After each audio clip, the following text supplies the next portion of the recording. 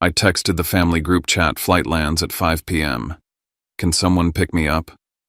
My hands were still shaking from the graveside dirt I'd wiped off them in Seoul. I had buried my wife less than 12 hours earlier. My brother replied, "We're busy, try Uber." My mom added, "Why didn't you plan better?" And like a trained reflex, I typed back, "No worries."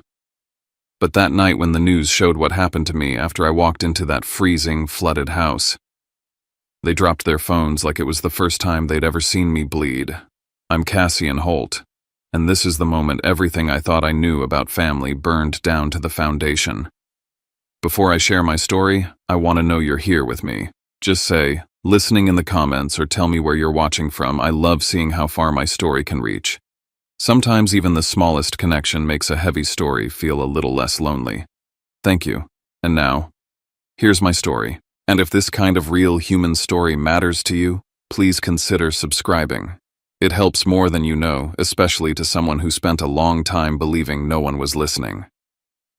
The cabin lights dimmed as the plane began its descent into Denver, but my eyes were too raw, too swollen from 30 straight hours of travel and grief to adjust.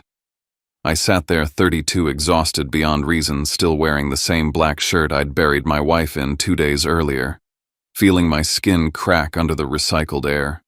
My spine locked from sleeping upright and my head pulsing with a slow, stubborn ache I'd carried since Seoul. For hours, one sentence had looped in my mind like a cruel screensaver. I just buried my wife on the other side of the world. My thumb rubbed the indentation on my wedding band until the metal warmed under my touch. For a split second, the image of Seraphine's grave, small, quiet, tucked beneath a line of pines on a hillside outside Seoul, flashed so vividly in my mind that I forgot where I was. The plane, the strangers, the hum of engines, they all vanished behind that single image. Then the captain spoke, breaking the trance, announcing our final approach. I swallowed hard and turned on my phone. Notifications exploded across the screen, emails from work, alerts from my bank, and a winter advisory warning Colorado residents to keep heat running because temperatures were dropping into dangerously low territory. I barely processed any of them. What I opened instead was the family group chat, Holt Crew. 4 members, my brother Nolan, my mother Marianne, my father Grant, and me, the one who always reached out first, the one who filled the silence when the rest of them didn't. My fingers hovered for a moment before typing. Flight lands at 5 p.m. Can someone pick me up? Simple. Reasonable. The kind of thing any family would rally around, especially after everything that had happened. But my family wasn't any family.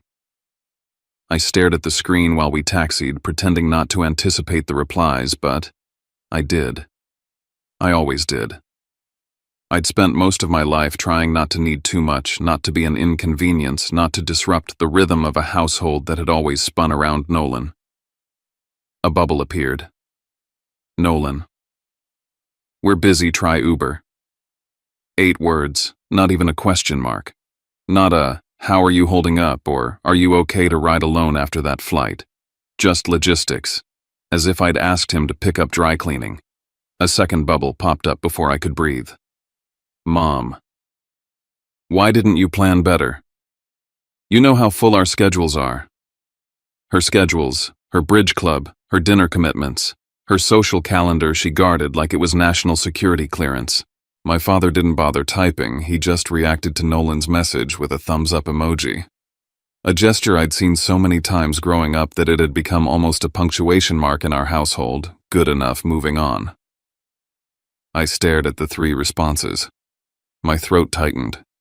I wanted to tell them the truth, that my hands were still shaking from lowering a casket into foreign soil, that I hadn't slept in days, that I had walked out of a cemetery carrying only a folded letter and the necklace Seraphine wore every morning. I wanted to say that I didn't have the strength to drag 3 suitcases across a frozen parking lot. I wanted to type, I just buried my wife. But the old instinct kicked in, the one that told me never to burden them, never to make things dramatic, never to expect more than they were willing to give. So I wrote, no worries, I'll figure it out. And just like that, I stepped back into the role I'd been assigned my whole life. The son who never needed too much. The brother who took the crumbs and said thank you. The man who solved his own emergencies, so no one else had to rearrange their precious schedules. The plane doors opened. A blast of cold air seeped into the cabin. Passengers grabbed their bags, eager to get home to family, to warmth. Meanwhile, all I had was a text thread full of people who treated my grief like a scheduling conflict. By the time I stepped into the terminal, the airport was buzzing with announcements about the incoming cold snap. Screens above the baggage claim flashed warnings. Expect frozen pipes. Keep heat running. Check your furnace. I rolled my aching shoulders and watched strangers hug relatives, kids run into grandparents' arms, couples reunite with tearful laughter. My own phone remained silent. I hauled my 3 suitcases, 2 filled with everything of Seraphine's I couldn't bear to leave behind, onto a cart and arranged a rideshare pickup.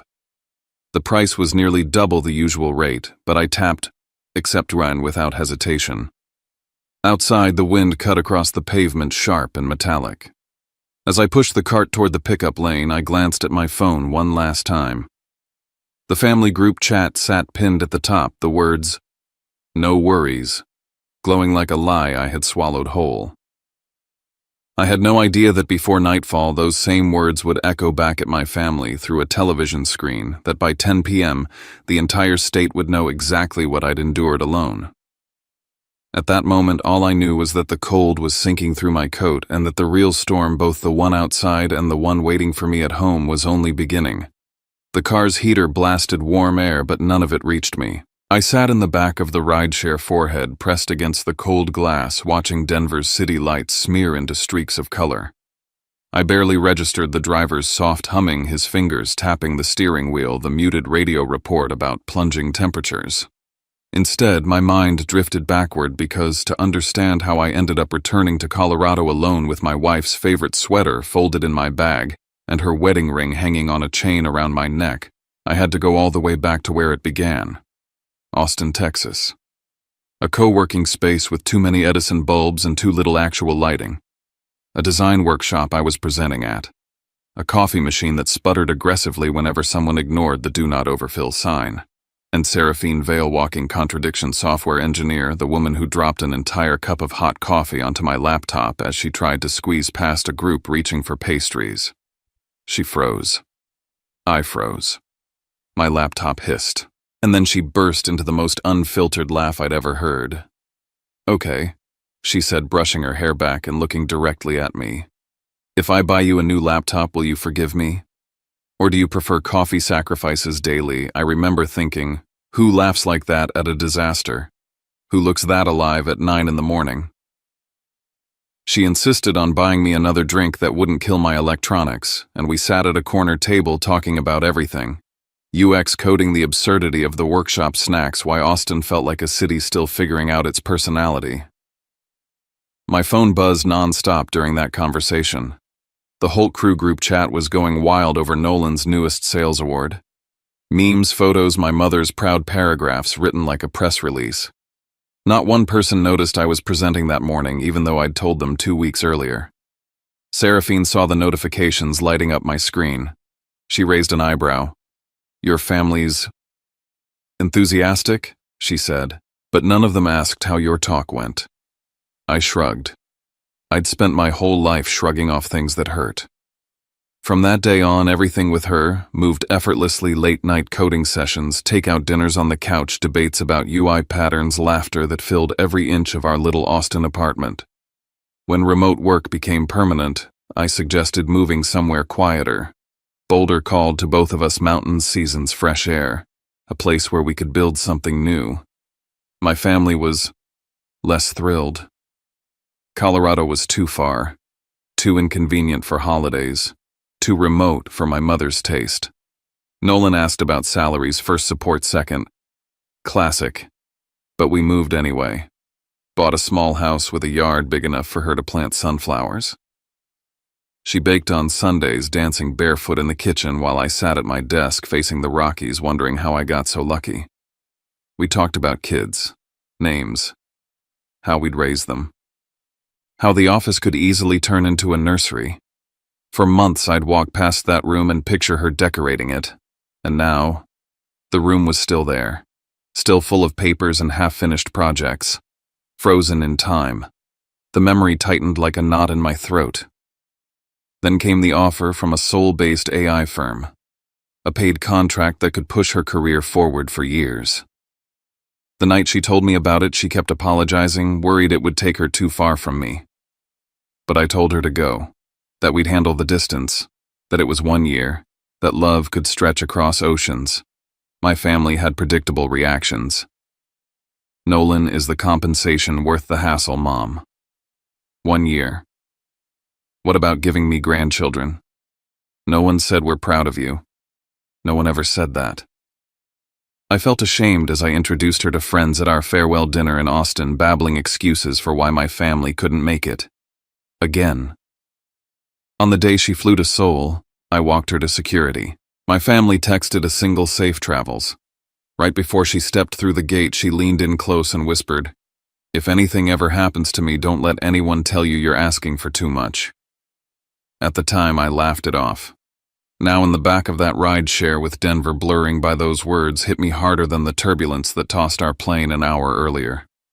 I pressed my forehead harder against the glass, letting the cold numb the sting in my eyes. Outside, the lights of the city flickered by like ghosts of a life that felt impossibly far away. I didn't know yet that I was heading home to an empty house.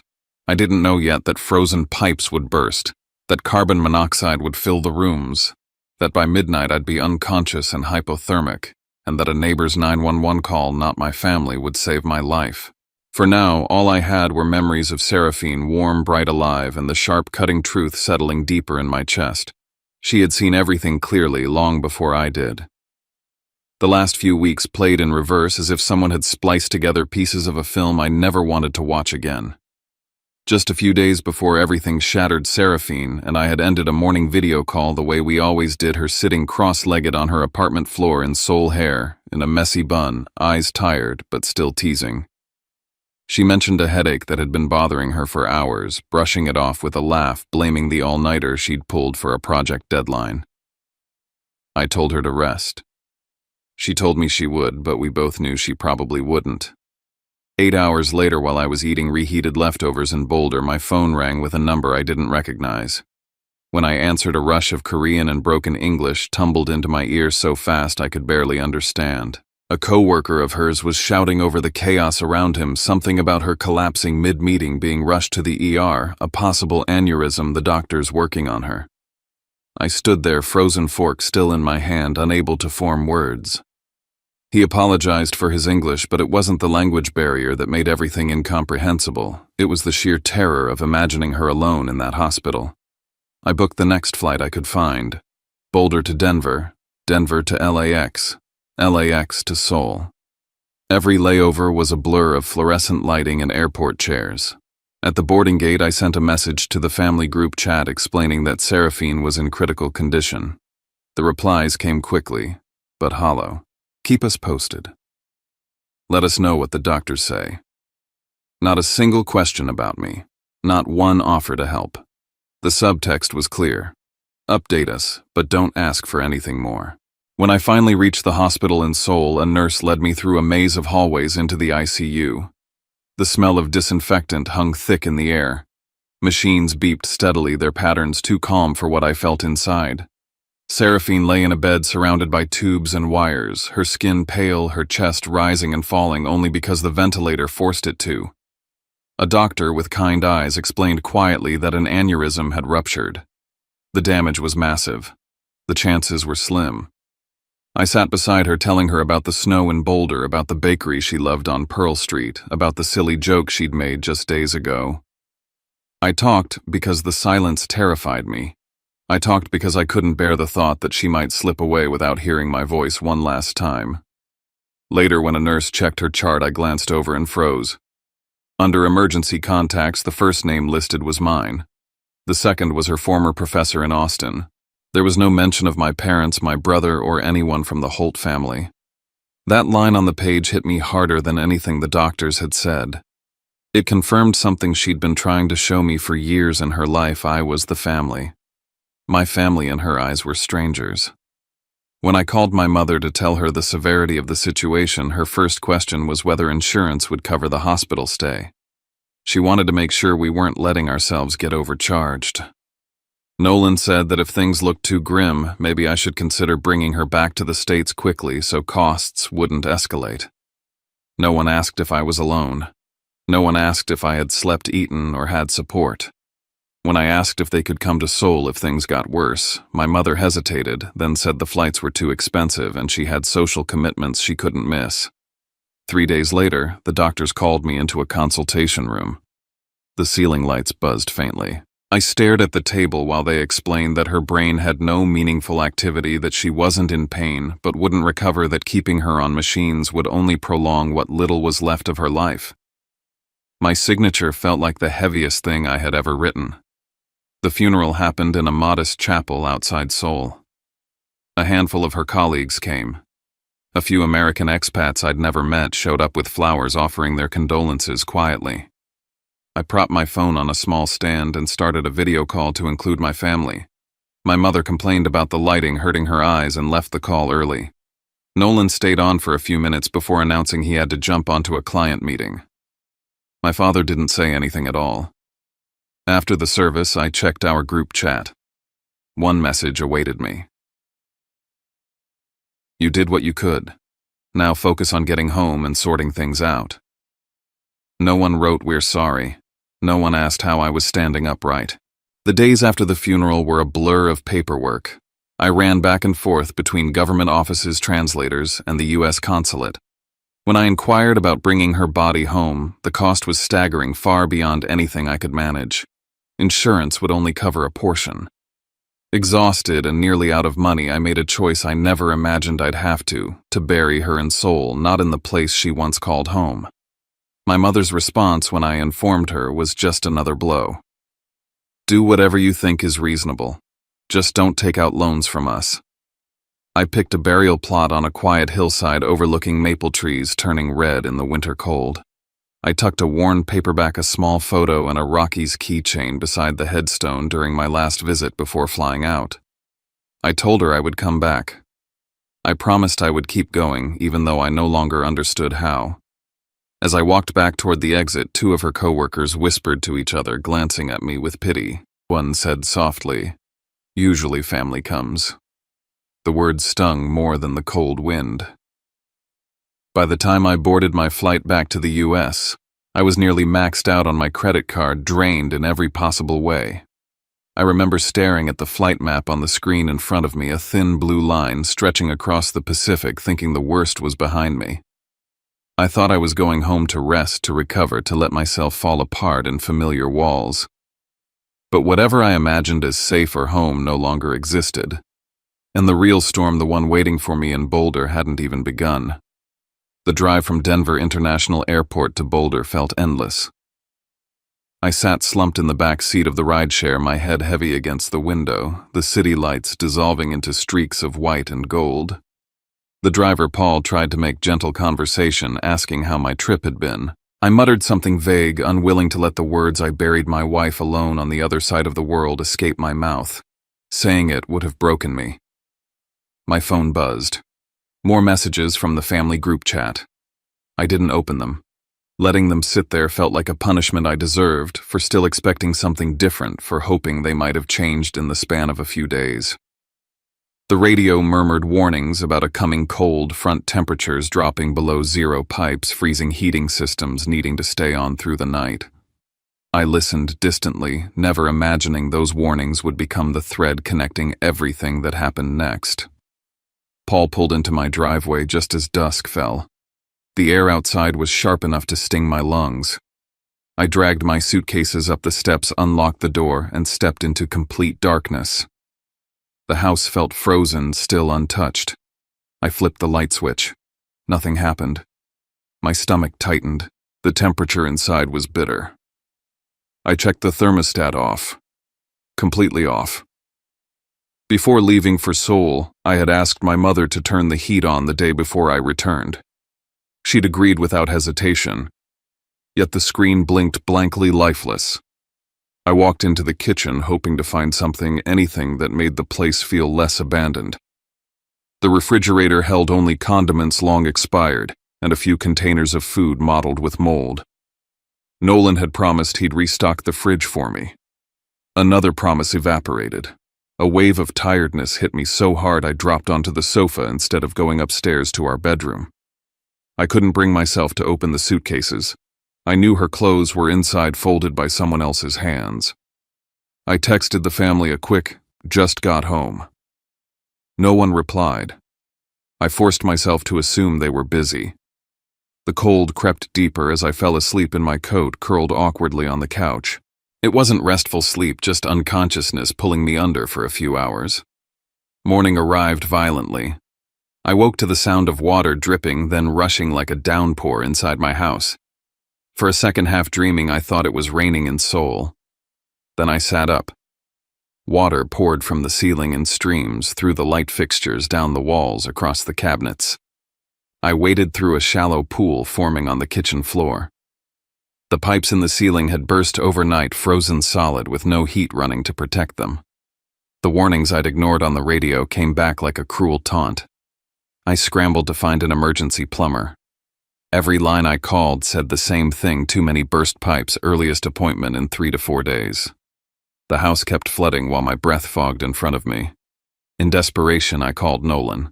I told him the house was unlivable, the temperature freezing, and asked if I could stay with him for a few nights. He said their guest room was full of storage boxes and that he and his wife were hosting a dinner with clients that evening. He suggested I get a motel or file an insurance claim. When I called my mother, she said she was preparing for her bridge club to meet the next day and didn't want to disrupt the arrangement. She added that my father's back was bothering him and he couldn't handle extra stress. She urged me not to overreact and to find a solution on my own. My father came on the line for a moment, told me to stay warm, and handed the phone back to her. Standing in the freezing water pooling at my feet, I realized that if I were drowning, they'd still ask me to schedule it around their plans. The lights began flickering. Water had seeped into the fixtures, and a plumber on the phone warned me to shut off some of the circuits to avoid a fire. Groggy and lightheaded, I went down to the basement to find the electrical panel. The stairs were slick. The basement floor glistened with a thin sheet of water. I shuffled toward the panel, telling myself it would only take a second. My hand touched the metal box, and at that exact moment my foot slid. I fell, my arm striking the panel. A sharp current shot up my arm. Pain snapped through my chest. The world blinked out for an instant. When everything came back, I was on the floor, head throbbing, the side of my face wet with blood. I wasn't thinking clearly. I crawled back upstairs, forcing myself onto the sofa. The air in the house had grown colder. My fingers numbed. I could barely hold my phone. The carbon monoxide detector began screaming from somewhere behind me, but the sound seemed distant, swallowed by the fog creeping through my mind. I tried reaching for my phone again. My muscles refused to cooperate. My vision tunneled. A single fractured thought drifted through me. Maybe this wouldn't be the worst way to go. Maybe I'd see her again. What happened next, I learned only after waking up in the hospital. Diane Foster, my neighbor across the street, noticed water pouring from beneath my front door. She heard the CO alarm blaring inside. When I didn't answer her knocking, she called 911. Firefighters broke down the door and found me unconscious, hypothermic, with dangerously high CO exposure. One of them picked up my phone from the floor. The screen lit up with the last messages in the Holt crew chat. Flight lands at 5 p.m. Can someone pick me up? We're busy. Try Uber. Why didn't you plan better? No worries. Those 4 lines glowing from a cracked screen in a freezing house became the unintentional prelude to everything that followed on the local news later that night. I came to in a blindingly white room, the steady beep of a monitor syncing with the pounding inside my skull. My right arm was wrapped, my clothes were gone, and despite the blankets, I felt cold deep in my bones. Nurse Sarah explained what happened in the calmest voice imaginable: hypothermia, carbon monoxide, poisoning, a concussion, and electrical trauma. Another hour or 2, she said, and you might not have woken up. The thought hit harder than the shock itself. While I lay unconscious in a freezing house, my family had been living a completely normal evening: bridge club, dinner plans, client meetings. None of them knew. None had checked. Sarah began the intake questions. Who do you live with? Anyone nearby to help? When I told her my wife had died less than 2 weeks ago in Seoul, she put her pen down and really looked at me. You went through all of that alone? She asked. I nodded. She wrote something in my chart limited family support, and for once the words felt accurate. What I didn't know was that my case had already caught someone's attention. A paramedic talking to a reporter covering storm injuries mentioned the man who just buried his wife overseas and almost froze to death alone. When he added the detail about my phone still open to the messages, "We're busy, try Uber." The reporter Michael Chen stopped and asked more questions. By evening, a full segment had formed. A Colorado man returns from his wife's overseas funeral, is denied a ride by family, and nearly dies after pipes burst during a historic freeze. They interviewed Diane, the neighbor who called 911 after seeing water pouring under my door. A firefighter described the CO levels inside my house. A graphic reenacted my text messages. No names, but the story didn't need them. That night, Jessica, the night nurse, hesitated before turning on the TV. You might want to see this, she said. I watched in silence as my life, my grief, my near death, my family's messages played out in front of thousands of people. Hearing a reporter read, "Why didn't you plan better?" felt like someone peeling open the part of me I'd been trying so hard to hold together. Within hours, screenshots spread online. Comments poured in. A hashtag built around my last message. No worries circulated with stories from strangers who had been dismissed by their own families. My parents and Nolan saw it too. Friends and colleagues started texting them, asking whether the man on TV was me. And that's why close to midnight my hospital door swung open. Nolan came in first, then my mother with a convenience store bouquet, then my father. They looked panicked, not with fear of losing me, but fear of what people thought. "Oh, Cassian," my mother said, smoothing her coat. "That report made everything sound terrible. People are misunderstanding. Misunderstanding. Not what happened to me, but how they looked." For the first time, I saw them clearly. The next morning, Dr. Patel explained my discharge needs no being alone for 48 hours, constant monitoring, heat meals, rest. Before he finished, my mother jumped in. "He'll come home with us. Family sticks together." Nolan nodded. "We've rearranged our schedules. The same people who rejected me 48 hours earlier now volunteered full-time support because a doctor was present and the public was watching." Dr. Patel turned to me. "What do you want, Cassian?" The question stunned me. No one in my family had asked that in years. After the doctor left, Jessica checked my vitals and lowered her voice.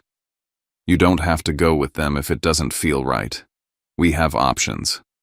The social worker later outlined them: a hotel offering me 2 free weeks, a restoration company repairing my home neighbor's rotating check-ins. My mother bristled. "He doesn't need strangers. This is a family matter," Nolan added. "If he accepts all that, people will think we abandoned him." The social worker asked quietly, "Did you—" Their silence was answer enough. I looked at them, my mother twisting her ring. Nolan scrolling nervously through notifications, my father staring at the floor. Then I heard Seraphine's voice in my memory. "Don't let anyone tell you you're asking for too much." I took a breath. "I'm choosing the hotel," I said. "I'm not ready to go with you." My mother stiffened. "You're embarrassing us." I answered. "I nearly died alone in my house. That embarrassment isn't mine." The room went silent. For the first time, I didn't back down. I didn't apologize. I chose what kept me alive, not what kept them comfortable. As the snow fell outside the hospital window, the social worker handed me the hotel paperwork. Jessica squeezed my shoulder. My family stood in a corner whispering, shaken not by my brush with death, but by losing control. And I realized this was the first decision in my life that truly belonged to me. My first days at the Denver hotel felt unreal. I stepped into a warm lobby, the scent of fresh coffee filling the air, a receptionist greeting me by name with a soft, "We're sorry for your loss." In my room waited a small gift basket and a handwritten card. "The community is here for you." It struck me that strangers had done more for me in 48 hours than my family had done in months. The social worker encouraged me to join a grief support group. The room was simple folding chairs, a whiteboard, quiet faces carrying their own storms. When it was my turn, I told the story fully for the first time: Seoul, the funeral alone, the empty airport ride, the freezing house, the CO alarm, the neighbor who saved me. A man across the circle said he'd seen the news, but hearing it from you is different. For once, my story wasn't treated like a headline, it was heard as pain. A few days later, Michael Chen asked for a follow-up interview. I hesitated, but the social worker's question lingered. Do you want others to shape your story, or do you want to? I agreed under the condition that I wouldn't name my family. Before filming, he showed me an email from someone with my family's last name asking the station to correct misunderstandings because the report made them look bad. I felt something inside me settle. If anyone was going to define the truth, it needed to be me. During the interview, I spoke plainly about grief, about needing only the basics: presence, warmth. One small act of care, and how strangers had stepped in where family hadn't. I said, I'm not telling this to shame anyone. I'm telling it for the people who think they're asking for too much when they're only asking not to be left alone. The segment aired that night. My phone flooded with missed calls from my mother and Nolan. When I finally answered, they accused me of airing private matters and making them look heartless. For the first time, I didn't apologize. If someone sees themselves in what I said, I told them that isn't my fault. Around that time, I kept thinking about Seoul, about how lost I felt navigating everything alone. Seraphine had once dreamed of helping students study abroad without fear of emergencies, so I contacted our old university to establish a small scholarship in her name. The school told me a local foundation would match my contribution if I agreed to speak at the announcement. I flew to Texas for the ceremony. It was simple: students, faculty, a few reporters. I talked about Seraphine's courage, about the strangers who became my safety net, about how family is sometimes found, not inherited. When I finished, I noticed someone standing in the back near the door: my father. He didn't approach me. He didn't say a word. But he had been there the whole time. Days later, the university emailed to thank me and mentioned an anonymous donor who'd added a significant amount to the scholarship from someone trying to do a little better. I didn't need to ask who it was. I simply wrote back, leave it anonymous. The scholarship matters more than the name attached to it. Back in Boulder, my house felt different, warmer, safer. The restoration team had repaired everything: new flooring, insulated pipes, a smart thermostat set to keep the house from ever freezing again. Diane brought soup and said she'd only relax once she saw steam coming from your chimney again. A few days later, I opened my mailbox to find an envelope addressed in my father's handwriting. He wrote that he had listened to my entire speech at the scholarship event, that seeing himself reflected in my words was painful but true. He admitted he'd been absent not just during the blizzard but during countless moments across my life, and for the first time he didn't offer excuses. He simply said he wanted a chance to start somewhere honest. I wrote back, setting boundaries with a clarity I'd never had before. If we were to build anything, it had to be as two adults meeting on neutral ground, not a son performing for a family that wouldn't show up. He replied, Saturday, Maple Street Diner. I'll be early. Our first conversation was awkward, almost silent. The next one went deeper. He spoke about fear, about choosing peace over truth, about feeling proud of Nolan because it was easier than understanding me. He said he envied the way I'd spoken publicly about pain, something he'd never dared to do in his entire life. I didn't forgive him on the spot, but I acknowledged the effort. It was small, but real. Meanwhile, my relationship with my mother and Nolan settled into a polite distance. They sent holiday greetings, photos from dinners, comments that avoided every hard thing. I answered briefly, without resentment, but without hope they would suddenly become different people. I no longer needed them to. A year after Seraphine died, I flew back to Seoul, this time to keep a promise not to survive a catastrophe. I visited the hospital and donated to a fund for international families. A nurse recognized me from the prior year and said their support program had improved after hearing stories like mine. At the cemetery, I sat before Seraphine's stone and told her everything: the freezing night, the neighbor, the hospital, the scholarship, my father's letter.